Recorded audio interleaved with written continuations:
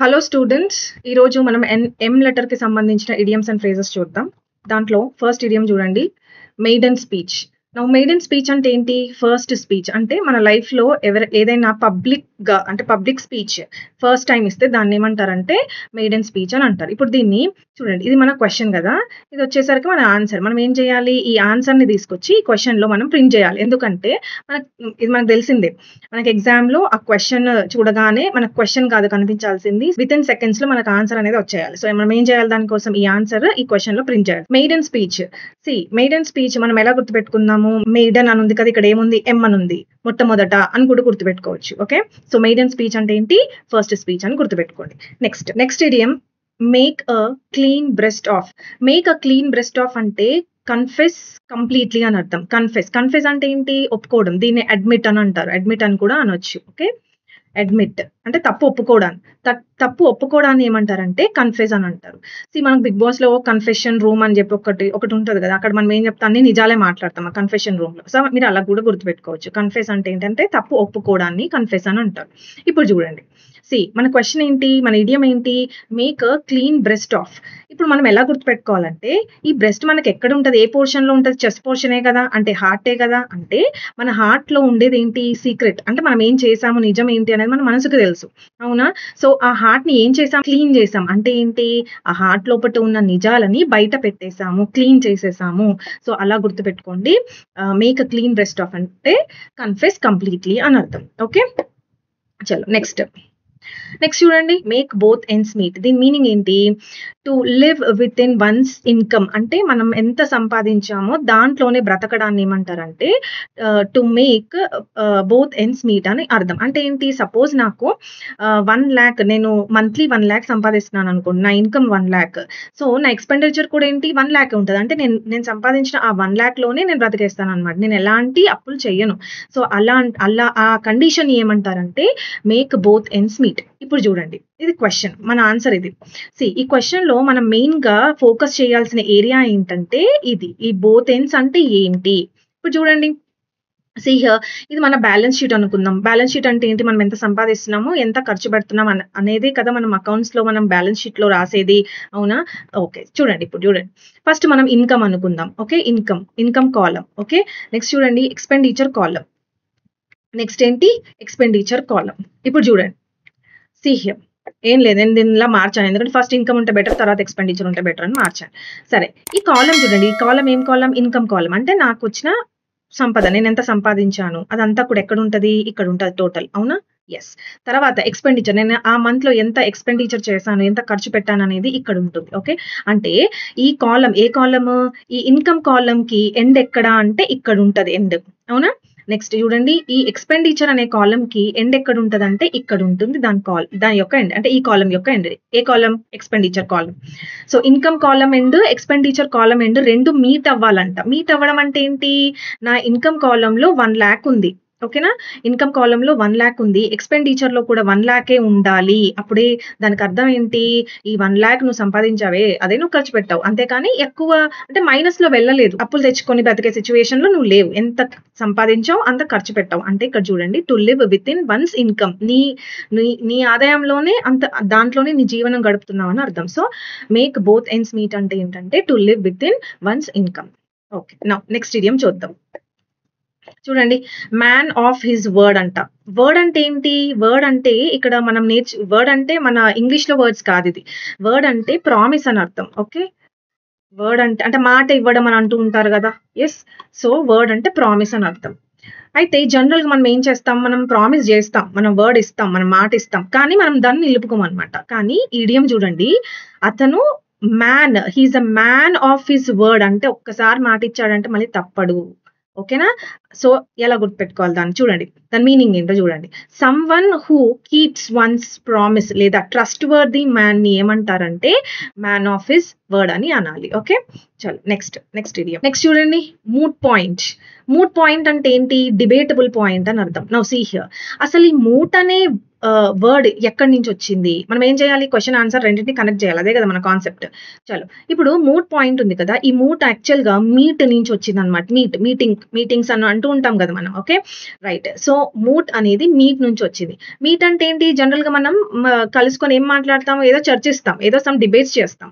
So moot అనేది meet నుంచి వచ్చింది కాబట్టి మూట్ పాయింట్ అంటే మనం మాట్లాడే పాయింట్ అంటే డిబేటబుల్ పాయింట్. ఎలా గుర్తుపెట్టుకోవాలి? సో మూట్ పాయింట్ అంటే మీట్ అంటే మనం మీట్ అయిన తర్వాత దేని గురించి అయితే డిబేట్ చేస్తామో ఆ పాయింట్, దాన్ని ఏమంటారంటే డిబేటబుల్ పాయింట్ అని అంటారు. Okay, right, good.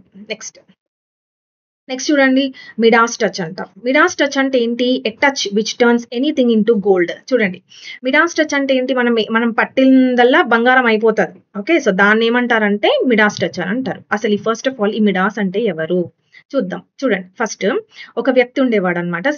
ఇడియమ్స్ కి ఎప్పుడు కూడా మనకు స్టోరీస్ ఉంటాయి కదా, ఆ స్టోరీస్ మనం తెలుసుకున్నాం అనుకోండి, ఆరిజిన్స్ తెలుసుకున్నాం అనుకోండి, అప్పుడు మనకు మీనింగ్ అర్థం చేసుకోవడం చాలా ఈజీ ఉంటుంది. అంటే ఇవన్నీ మనం గుర్తుపెట్టుకోవాలి. మీరు నోట్స్ రాసేటప్పుడు కూడా 3 కాలమ్స్ చేయాలి. ఎప్పుడు కూడా ఏం చేస్తే ఫస్ట్ కాలం ఏముంటది? మన ఇడియం ఉంటుంది, ఇది ఫస్ట్ కాలం అవుతుంది. ఓకే, ఇది ఫస్ట్ కాలం అవుతుంది. నా సెకండ్ కాలం ఏమవుతుంది? మీనింగ్ అవుతుంది.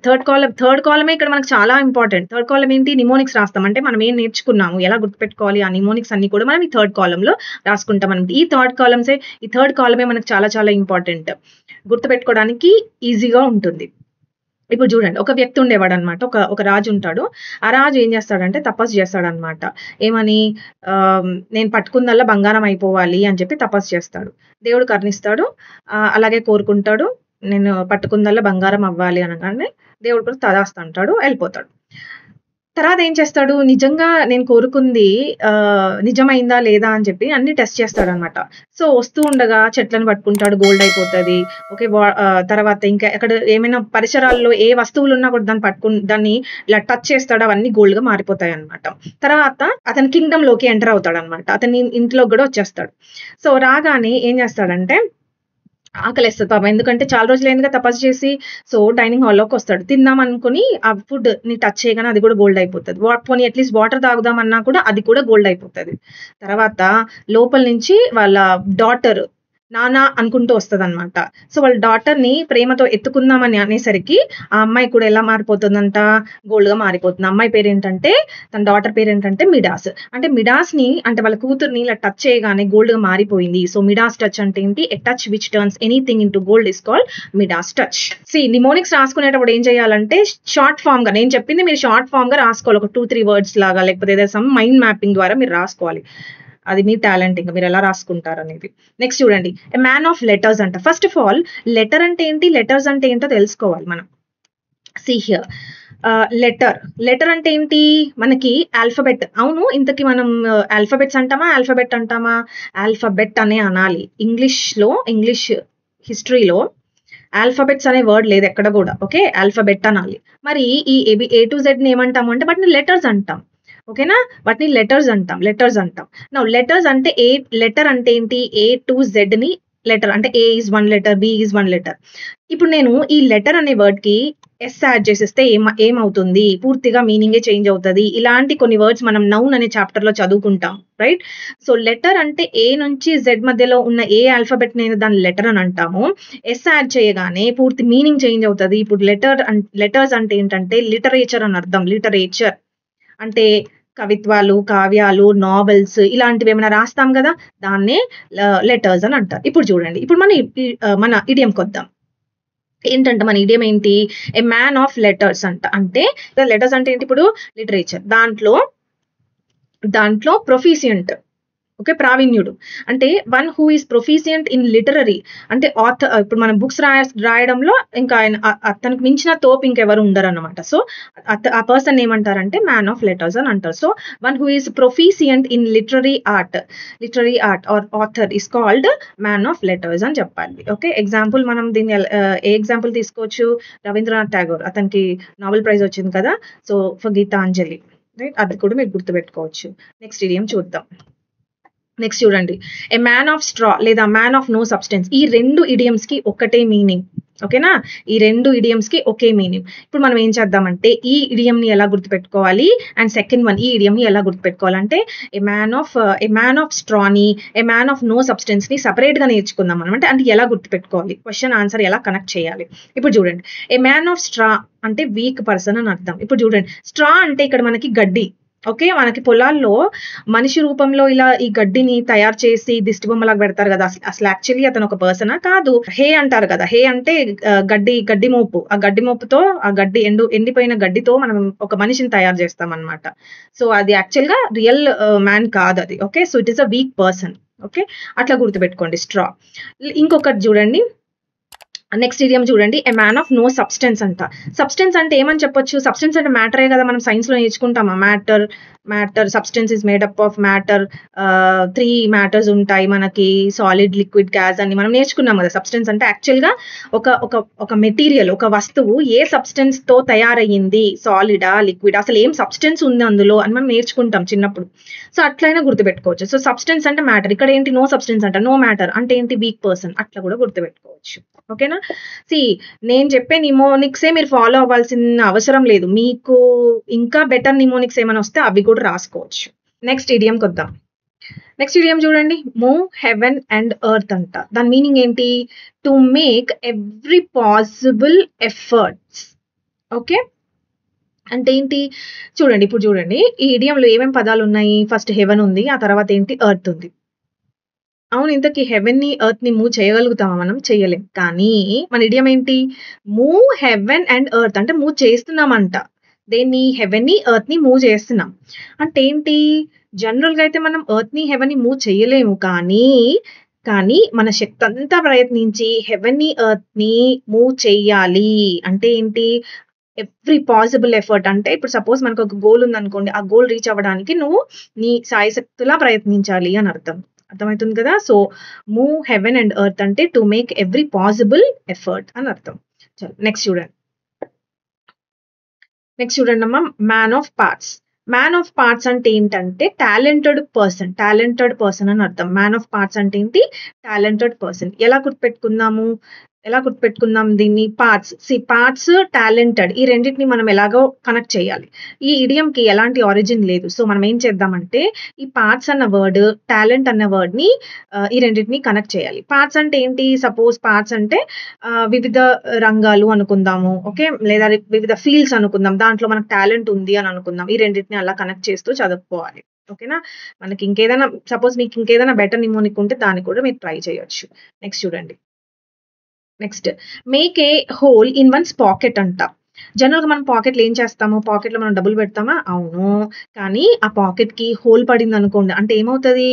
అందులో ఉన్న డబ్బులంతా పోతాయి. ఎలా పోతాయి? పోవడం అంటే ఏంటి? జారిపోవు. మనం ఖర్చు పెడితే పోతాయి. అంటే to spend money quickly. Okay. జనరల్‌గా మనం ఏం చేస్తాము? మనీ ఉంటే మనం ఆగం గదా! ఏదో ఒకటి కొంటూనే ఉంటాం. సో, ఆ కాన్సెప్ట్‌ని ఏమంటారంటే make a hole in one's pocket అని అర్థం. Okay. Next idiom. Man in the street అంట. Okay. He is the man in the street. అంటే ఒక ఆర్డినరీ పర్సన్ లేదా ఒక యావరేజ్ పర్సన్ ఏమంటారంటే మ్యాన్ ఇన్ ద స్ట్రీట్ అని అనాలి.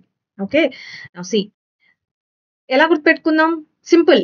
స్ట్రీట్ అండ్ ఆర్డినరీ లేదా యావరేజ్‌ని కనెక్ట్ చేయాలి. ఎలా గుర్తుపెట్టుకుందాం? ఒక ఒక ఒక టాలెంటెడ్ పర్సన్ కానీ లేకపోతే మంచి ఆహ్, ఒక బిజినెస్ మ్యాన్ గాని ఎక్కడుంటాడు? వర్క్ ప్లేస్‌లో ఉంటాడు. కానీ ఆ పర్సన్ ఎక్కడున్నాడంట? స్ట్రీట్‌లో ఉన్నాడంట. రోడ్ పైన ఉన్నాడు.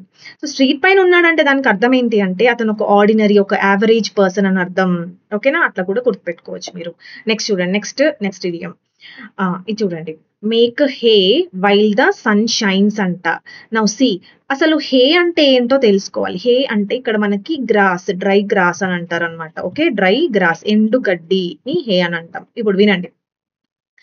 ఇంతకీ ఇప్పుడు మనం గ్రాస్‌ని మనం కోసుకొని వచ్చేస్తాం గదా! అది గ్రీన్ కలర్‌లో ఉంటది. దాన్ని ఏం చేస్తాము? ఎండబెడితే గాని అది డ్రై అవ్వదు. అవునా? సపోజ్ ఎండ లేదనుకోండి. అప్పుడు అది డ్రై అవ్వదు అది. అంటే దానికి అర్థం ఏంటి? చూడండి ఇప్పుడు మొత్తం ఇడియం చదవండి. Make hay while the sun shines అంటే సన్ ఉన్నంత సేపు నువ్వేం చేయాలి? ఆ సన్‌ని యూజ్ చేస్తూ నువ్వు హేని తయారు చేయాలి. అంటే డ్రై గ్రాస్‌ని తయారు చేయాలి. అంటే ఏంటి? ఆపర్చునిటీ ఉన్నంత సేపు నువ్వు దాని యొక్క బెనిఫిట్‌ని తీసుకోవాలి. అర్థమవుతుంది కదా! ఎప్పుడైతే ఆపర్చునిటీ ఉందనుకోండి, ఆ ఆపర్చునిటీని గ్రాబ్ చేసుకొని మనం ఎదగాలి. అంతేగాని ఆపర్చునిటీ లేనప్పుడు అయ్యో! ఎలా ఏం చేద్దాము? ఎలా గ్రో అవుదాము? అది కాదు. ఓకే. సో, ఆపర్చునిటీస్ ఉన్నప్పుడు మనం ఆ మాక్సిమం ఆపర్చునిటీని మనం దాన్ని యుటిలైజ్ చేస్తూ బెనిఫిట్‌ని పొందడమే. ఏమంటారంటే make hay while the sun shines అని అంటాం. నెక్స్ట్ ఇడియం చూడండి. Man of iron. Man of iron అంటే ఏంటి? A man with strong will power అని అర్థం. ఇక్కడ చూడండి అసలు ఈ అయాన్ అవును ఇంతకి మనకు ఈ అయాన్ అనే వర్డ్ మరొక ఇడియంలో కూడా వచ్చింది. అది ఏ ఇడియమో మీకు గుర్తుందా? ఐ లెటర్‌లో మనం అయాన్ విల్ అని చదువుకుంటాం. అయాన్ అంటే ఏంటి? Iron is a material. Iron ఎంత స్ట్రాంగ్ ఉంటుంది. అవునా? సో, అయాన్ విల్ అంటే ఏంటంటే స్ట్రాంగ్ విల్ పవర్ అని అర్థం. ఓకేనా? స్ట్రాంగ్ విల్ పవర్ అని మనం అక్కడ చదువుకున్నాం. సేమ్ కాన్సెప్ట్‌తో మరొక ఇడియం ఉంటుంది. మ్యాన్ ఆఫ్ అయాన్ అన్నమాట. అతనెవరంట? Man of iron. అంటే ఏంటి? అతనికి స్ట్రాంగ్ విల్ పవర్ ఉందన్నమాట. సో, ఆ పర్సన్ ఏమంటామంటే మ్యాన్ ఆఫ్ అయాన్ అని అంటారు. ఎగ్జాంపుల్ ఏంటి? చూడండి 'Sardar Vallabhbhai Patel' he is called as iron man of India. మనకందరికీ తెలుసు. ఎందుకు అయాన్ మ్యాన్ ఆఫ్ ఇండియా అని మనం ఎందుకు అంటాం అతన్ని అంటే యాక్చువల్‌గా మన ఇండియా ఇంతకుముందు డిఫరెంట్ స్టేట్స్, ప్రొవిన్షియల్ స్టేట్స్‌గా ఉండే. అవునా? సో, అన్ని స్టేట్స్‌ని కలిపి ఈరోజు ఇండియా ఎలా అయింది అంటే బికాస్ ఆఫ్ సర్దార్ వల్లభాయ్ పటేల్. ఓకేనా? సో, చాలా మంది అన్నారు ఇట్ ఈస్ హైలీ ఇంపాసిబుల్ మనం యునైట్ చేయలేము. కానీ అతను మాత్రం లేదు నేను అది ఖచ్చితంగా చేస్తాను. స్ట్రాంగ్ విల్ పవర్‌తో ముందుకొచ్చాడు. సో, అందుకే అతన్ని చేసి చూపిచ్చాడు కాబట్టి అందుకే అయాన్ మ్యాన్ ఆఫ్ ఇండియా అని సర్దార్ వల్లభాయ్ పటేల్‌ని అంటాం. ఓకే. నెక్స్ట్. నెక్స్ట్ చూడండి. మీట్ వన్స్ వాటర్‌లూ అంట. మీట్ వన్స్ వాటర్‌లూ అంటే ఏంటి? To meet one's final defeat అని అర్థం. అంటే ఫైనల్ డిఫీట్ ఇంకా అక్కడ ఆ పర్సన్ డిఫీట్ పొంది తను ఇంకా చనిపోయినాడు. Okay. So, meet one's final defeat ఓడిపోయాడు ఇంకా. సో, ఎలా గుర్తుపెట్టుకుందామో చూడండి. ఈ ఇడియంలో మనకి వాటర్‌లూ అని ఉంది కదా! అవును మనకి హిస్టరీలో మనం చదువుకుంటాం కదా! Battle of Plassey. Okay. Battle of Plassey, battle of Buxar ఇలా చదువుకున్నాం. ఈ బ్యాటిల్ అంటే మనకు తెలుసు అదొక వార్ అని. మరి ప్లాసీ, బక్సార్ ఏంటి అంటే అదొక ప్లేస్. ప్లేస్ యొక్క నేమ్ అది. ప్లాసీ అనేది ఒక ప్లేస్. బక్సార్ అనేది ఒక ప్లేస్. అలాగే ఇప్పుడు చూడండి. ఈ ఇడియం అనేది మనకి ఎక్కడి నుంచి వచ్చింది అంటే బ్యాటిల్ ఆఫ్ వాటర్‌లూ అనే ఈ బ్యాటిల్ బ్యాటిల్ మనకి యాక్చువల్లీ ఎక్కడుంటది? ఇండియన్ హిస్టరీలో ఉంటదా? వరల్డ్ హిస్టరీలో ఉంటదా? వరల్డ్ హిస్టరీలో ఉంటది. ఓకే. ఫ్రెంచ్ రెవల్యూషన్‌లో మనకి ఈ కాన్సెప్ట్ ఉంటుంది. Right. So, వాటర్‌లూ, battle of వాటర్‌లూ year మనకు అవసరం లేదు. ఎందుకంటే అది జీఎస్ పాయింట్ ఆఫ్ వ్యూలో మీరు చూసుకోండి. బట్ ఎప్పుడూ అడగలేదు. ఇన్ కేస్ ఒకవేళ అడిగినా గూడా ఒకసారి చూడండి ఇయర్. బ్యాటిల్ ఆఫ్ వాటర్‌లూ ఈ బ్యాటిల్‌లో ఏం జరిగింది అంటే ah, see Napoleon Bonaparte. Napoleon Bonaparte and Napoleon Bonaparte versus some other party. అది మనకు అవసరం లేదు. ఎవరి మధ్యలో జరిగింది బ్యాటిల్ అనేది మనకు అవసరం లేదు. సింపుల్‌గా ఏంటి మనం ఏం చదువుకుంటున్నాం? మనం ఇంగ్లీష్ చదువుకుంటున్నాం. జీఎసా? కాదు కదా! చూడండి. ఈ మీట్ వన్స్ వాటర్‌లూ అంటే ఈ వాటర్‌లూ ఎక్కడి నుంచి వచ్చిందనేది నేను మీకు చెప్తున్నాను. వాటర్‌లూ ఎక్కడి నుంచి వచ్చింది? బ్యాటిల్ ఆఫ్ వాటర్‌లూ నుంచి వచ్చిందన్నమాట. ఈ వాటర్‌లూలో ఎవరు పాల్గొన్నారంట మెయిన్‌గా నెపోలియన్ బోనపార్టే పాల్గొన్నాడు. ఓకే. అయితే ఇక్కడ ఏం జరిగిందంటే ఈ వార్‌లో నెపోలియన్ ఈ పర్సన్ అన్ని బాటిల్స్ గెలుస్తాడు. కానీ ఈ బాటిల్‌లో ఏమవుతదంటే అతను ఫైనల్ డిఫీట్ పొందుతాడన్నమాట ఇక్కడే. సో, అందుకని మనకి ఇప్పుడు చూడండి మీట్ వన్స్ వాటర్‌లూ అంటే అతను వాటర్‌లూ ఆ డిఫీట్‌ని పొందాడు అని అర్థం. సో, అందుకే దాని మీనింగ్ ఏంటంటే to meet one's final defeat అని అర్థం. నెక్స్ట్ ఇడియం‌లోకెళ్దాం. నెక్స్ట్ చూడండమ్మా. మేర్స్ నెస్ట్ అంట. నెస్ట్ అంటే మనకు తెలిసిందే కదా! బర్డ్ ఏం చేస్తది? బర్డ్ ఇల్లు. నెస్ట్ కదా! యెస్. ఓకే. మనకది తెలుసు. ఇంతకి మేర్ అంటే ఏంటి? మేర్ అంటే ఫీమేల్ హార్స్. మేర్‌కి సంబంధించి ఇంకొక ఇడియం గూడా ఉంది. ఓకే. అది మనం వచ్చినప్పుడు చూద్దాం. మేర్ అంటే ఏంటంటే ఫీమేల్ హార్స్ అని అర్థం. ఓకే. ఇప్పుడు చూడండి. జనరల్‌గా నెస్ట్ ఏ ఏ దేనికుంటది నెస్ట్? బర్డ్స్‌కి కదా నెస్ట్ ఉండేది. కానీ ఇక్కడ చూడండి ఇడియం చూడండి. బర్డ్స్‌కి యాక్చువల్‌గా నెస్ట్ ఉంటుంది. కానీ మన ఇడియం ఏంటంటే మేర్స్ నెస్ట్ అంట. అసలు హార్స్‌కి నెస్ట్ ఎక్కడైనా ఉంటదా? హార్స్ ఉండే ప్లేస్ ఏంటి? స్టేబుల్ అని అంటాం దాన్ని. అవునా? బర్డ్స్ ఎక్కడుంటాయి? నెస్ట్‌లో ఉంటాయి. హార్స్ ఎక్కడుంటుంది? స్టేబుల్‌లో ఉంటుంది. కానీ ఇడియం చూడండి ఇప్పుడు. ఇడియం ఎలా ఉంది? మేర్స్ నెస్ట్ అంట. అంటే ఏంటి? మనకి తప్పుడుగా ఆవిష్కరించారనమాట. అంటే it is a false invention. It is a false invention. అర్థమవుతుంది కదా! చూడండి ఫాల్స్ మనకు చూపిచ్చారనమాట. సో, మేర్స్ నెస్ట్ అంటే ఏంటంటే ఫాల్స్ ఇన్వెన్షన్. ఓకే. చలో నెక్స్ట్ చూడండి. చలో. ఇప్పుడు మనము అన్ని ఇడియమ్స్ నేర్చుకున్నాం గదా! ఎం లెటర్‌కి సంబంధించిన అన్ని ఇడియమ్స్ నేర్చుకున్నాం. ఇప్పుడు మనం ఎంత నేర్చుకున్నాము? మనం నేర్చుకున్నామా లేదా? నేర్చుకున్నంత బ్రెయిన్‌లోకి వెళ్ళిందా లేదా? ఎలా అనలైజ్ చేస్తాం చెప్పండి? ప్రీవియస్ ఇయర్ క్వెషన్స్ చేయాలి. ఓకే. సో, ఆ క్వెషన్స్ కూడా నేనే చెప్పిస్తున్నాను. చూడండి జాగ్రత్తగా వినండి. First one. మెయిడెన్ స్పీచ్ అంటే ఏంటి? ఏ స్పీచ్ మేడ్ ఇన్ పార్లమెంటా? A speech made before unmarried గర్ల్సా? Speech made by a political లీడరా? లేకపోతే speech made for the first టైమా? ఆన్సర్ ఏంటి? మనం నేర్చుకున్నాం కదా! మెయిడెన్ ఎం అంటే మొదటిది అని నేర్చుకున్నాం. So, speech made for the first time is called maiden speech. Next చూడండి. To make a clean breast అంటే ఏమని చెప్పాను? చెస్ట్ ఏరియా అని చెప్పాను. చెస్ట్ అంటే ఏంటి? నథింగ్ బట్ హార్ట్‌లో మనకి నిజాలు దాగుంటాయి. దాన్ని మనం క్లీన్ చేసాము అంటే ఏంటి? మనం మొత్తం అన్ని బయట పెట్టాము. అంటే రివీల్ చేసాము. అంటే అడ్మిట్ చేసాం. తప్పు ఒప్పుకున్నాము. ఆన్సర్ ఏంటి? To confess everything. Right? Next చూడండి. Next idiom. To make both ends meet అంటే ఏంటి? To have just enough money to live. Okay. మనకి మనీ ఉంది. సరిపడినంత మనీ ఉంది. బ్రతకడానికి సరిపడినంత మనీ ఉంది. అదేగా మీనింగ్. ఇక్కడ చూడండి. ఇక్కడ ఏమేమి ఉన్నాయి options? Try to do different things at same టైమా? కాదు. To try to bring 2 parties టుగెదరా? కాదు. నెక్స్ట్ చూడండి. To try to solve a problem between 2 ఫ్రెండ్సా? ఇది కూడా కాదు. Okay. So, A is the correct answer. Next చూడండి. మూట్ పాయింట్ అంటే ఏంటి? మూట్ అంటే ఎక్కడి నుంచి వచ్చిందని చెప్పాను? మీట్ నుంచి వచ్చింది. అంటే మనం మీట్ అయిన తర్వాత మనం ఏం చేస్తాము? డిస్కస్ చేస్తాము. ఏం డిస్కస్ చేస్తాము? కాంట్రోవర్షియల్ ఇష్యూసేగా డిస్కస్ చేస్తుంది. సో, ఆన్సర్ ఏంటి అంటే కాంట్రోవర్షియల్ ఇష్యూస్ లేదా డిబేటబుల్ పాయింట్ అని ఉంటే అప్రోప్రియేట్ వర్డ్ అది కూడా తీసుకోవచ్చు. కామన్ బిలీఫా? కాదు. నెక్స్ట్ చూడండి. బేసిక్ ఐడియానా? కాదు. ఇంప్రాపర్ థాటా? కాదు. గుడ్. నెక్స్ట్ చూడండి. మ్యాన్ ఆఫ్ లెటర్స్ అంటే ఏంటి? లెటర్స్ అంటే ఏమని చెప్పాను? లెటర్స్ అంటే లిటరేచర్ అని చెప్పానా? యెస్. గుడ్. సో, దానికి అంటే లిటరేచర్స్ రాసే పర్సన్ ఏమంటారు? స్టూడెంట్ అంటారా? కాదు. వన్ హూ రైట్స్ ఎ లెటరా? ఇది కూడా కాదు. One who can Rida? కాదు. ఎవరు? స్కాలర్. అతను ఒక scholar. Next idiom. Man of straw అంటే ఏమని చెప్పాను? మ్యాన్ ఆఫ్ స్ట్రా అన్నా మ్యాన్ ఆఫ్ నో సబ్స్టెన్స్ ఈ రెండిటి యొక్క మీనింగ్ సేమే ఉంటుంది. సో, దాని మీనింగ్ ఏంటి? వీకా, సెల్ఫిషా, యూజ్లెసా, స్టబ్బర్నా? వీక్ పర్సన్ ని మనం మ్యాన్ ఆఫ్ స్ట్రా అని అంటాం. ఇది మనకు తెలిసిందే. నెక్స్ట్ చూడండి. మూవ్ హెవెన్ అండ్ ఎర్త్ అంటే ఏంటి? To make every effort to achieve something is called to move heaven and earth. Good. Next. Man of straw again చూడండి. మ్యాన్ ఆఫ్ స్ట్రా వచ్చింది. Man of nose. ఇక్కడ మనకి చూడండి. Man of straw అనేది ఒక idiom. కానీ ఇక్కడ మనకి దాని మీనింగ్ ఇవ్వలేదు. దాని మీనింగ్ ఇవ్వకుండా సినానిమ్ ఇచ్చాడు. అంటే మరొక ఇడియం ఇచ్చాడనమాట. సో, మ్యాన్ ఆఫ్ స్ట్రా అన్నా మ్యాన్ ఆఫ్ నో సబ్స్టెన్స్ అన్నా ఒకటే కదా! సో, అలా కూడా అడుగుతూ ఉంటాడు. సో, జాగ్రత్తగా చూడండి. Next. Burn a hole in my పాకెట్‌లో మనీ ఉంటాయి. కానీ ఆ పాకెట్‌కి ఏం పడింది? హోల్ పడింది. అంటే ఏంటి? మీనింగ్ ఏంటి?